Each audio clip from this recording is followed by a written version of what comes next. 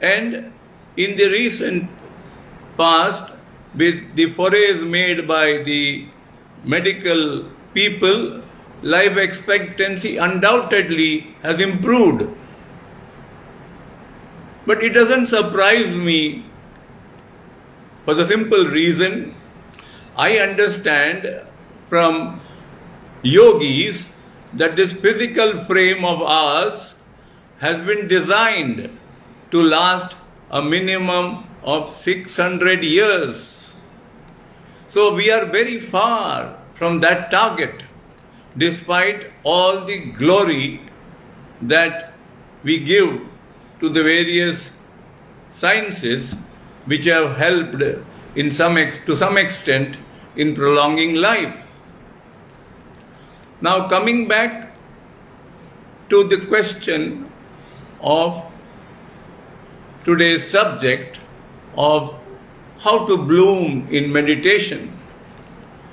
Now when it came to touch me not plant and the flower which blooms nowadays, if one were to go into the scientific aspect as to how the flowers bloom, I understand that a particular protein is available during the synthesis process when the plant is exposed to sunlight, and that element protein is called constans, abbreviated as CO. And this constans, when it is produced in the plant body, it triggers a gene reaction and leads to the flowering of the plant. And basically, essentially, plants bloom for reproduction, is to improve on their quantity on earth, which obviously has its own symbiotic purpose and, if I may to say, add to it a kind of benefit, because most of the plants that are found in the plant kingdom have utility for the human being, mainly either as food material or as herbs in treating ailments. Historically, we were very close to nature. The earth was not polluted, the water was not polluted, the air was not polluted, and therefore the fertility of all the elements that go to compose us were very, very pure. And this gave birth to a kind of an healthy atmosphere around the human being who, with little food, could survive for long hours with active work, disease-free, and was very peaceful. There was no conflict between human beings, and the earth was a very peaceful planet to dwell. Now, from that kind of a bloom on the macro level, so to say, we have descended to a very chaotic way of living. If at all flowers bloom, I would think it is divine grace and kindness and blessing, because every element that we are exposed to has undergone transformation either directly or indirectly by human intervention, because of space exploration, because of telecommunication, signals, what have you. All this has led to weakening of the human in various ways. I remember as a child, the food I ate. For example, I have distinct memory, and since I am 77 years old, when I say about my childhood, which is about 5 or 6 years of age, it's a long, long time.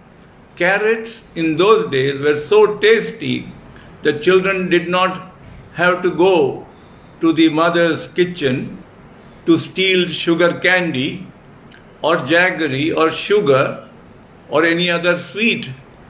When eating of carrots and tomatoes itself gave us a lot of sugar in the mouth.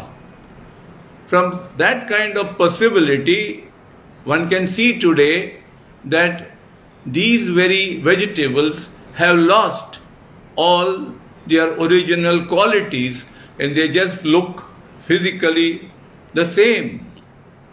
They have lost their aroma.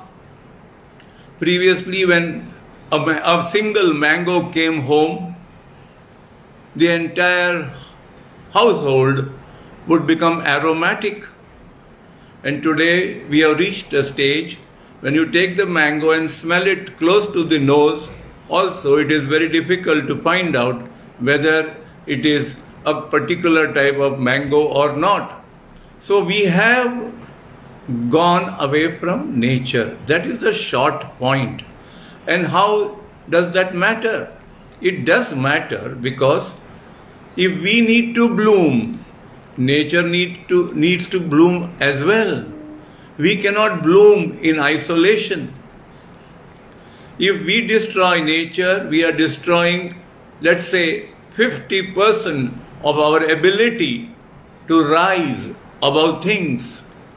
We are killing ourselves to the extent of 50%. In other words, all our faculties are operating at 50% minus levels. So one has to understand that you cannot bloom in isolation. You need to be in that environment in which God gave you birth. As a youngster, I remember I was brought up in Gujarat, in the city of Ahmedabad, and we had a lot of open spaces. We would fall down, we would injure ourselves in the elbows. There was no need to go to the doctor. What would we do? We would take mud, make it a little wet and apply it. That was the ointment. And mind you, it worked. Today, if you were to do that, the modern ladies who are mothers would scream, let's race him to the doctor and give him an anti-tetanus shot. And they are right. In today's world, that mud has got transformed and is only 50% of that original mud which had healing properties. Now, when we are talking about meditation, what are we talking about? Meditation in its fundamentals is nothing but a healing activity.